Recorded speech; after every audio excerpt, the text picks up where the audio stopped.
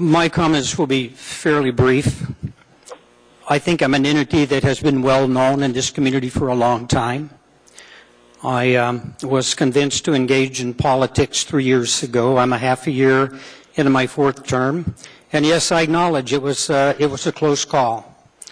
There was a tremendous amount of effort turned out to try to make sure that I wasn't successful in being reelected. Prior to that, I had a community that was pretty proud of what I had done. I'm proud of the fact that I was the guy that led the campaign to buy the current food bank building. I've served on just about every board that's in this community. I rolled up my sleeves and went in and worked hard to try to bring Fur-Rondi back when it was on the brink. No job, none of those that I ever did that had compensation.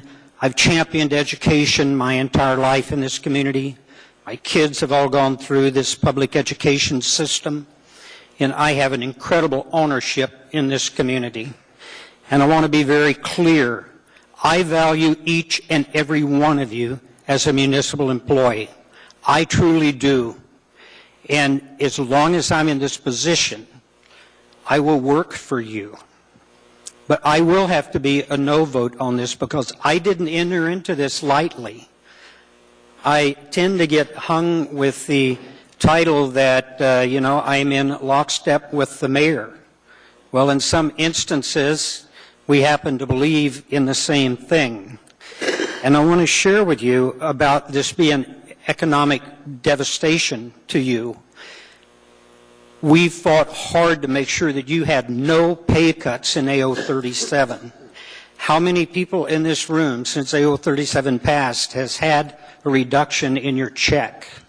You're not going to see that happen.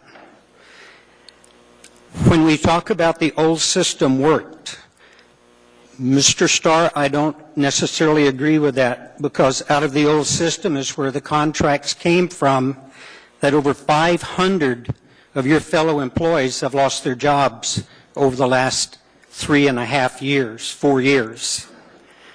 I want to refer to the silent majority.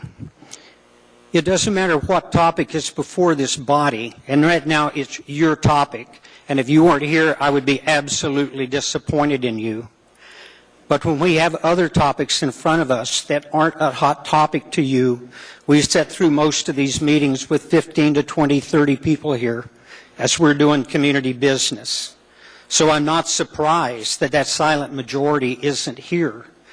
But let me tell you, it's devastating to me when I have to talk to retired citizens on a fixed income that call me every tax season and pray, please don't raise my taxes. I'm on the verge of losing my home now. And then when we add utility increases and they're paying what they're paying to go fill their gas tank up, the majority of this community, and I genuinely believe that, are struggling every day to survive. I want you to be well compensated. I truly do. But by the same token, there's a huge part of this community that are struggling and having extremely difficult times, and they're on the cusp of being homeless. And that's another issue that we can't seem to rally this community for. My own neighborhood, we looked at a possibility of creating a campus, and the turnout, 250 people at the community council meeting, not no, but absolutely not here. Well, I had to ask them, if not in our neighborhood, then where? We've got some real needs in this community, and those needs are by people that are struggling to survive. I hear the comparison of public employees to private employees. I encourage you to go out and chat with the people at Walmart, Costco, the ones that are going to be working at the Bass Pro Shop, restaurants all over this town. And I got to share with you, when we're talking about you're not getting Social Security, I paid into Social Security for 50 years. I get $1,800 a month. I have a feeling that all of our municipal employees, whether you're on Social Security or not, are going to end up retiring at a much higher rate. I did want to be clear, the mayor covered it quite well. If I could go back and do this over again, there would be one thing that I would do different. It would be the time that this ordinance was introduced. But the way that this was handled for 7 weeks, 5 work sessions, and I can't tell you how many meetings I had with individual members of labor and went back and worked hard to incorporate as many items as I could into it. I can't tell you again how much I value you.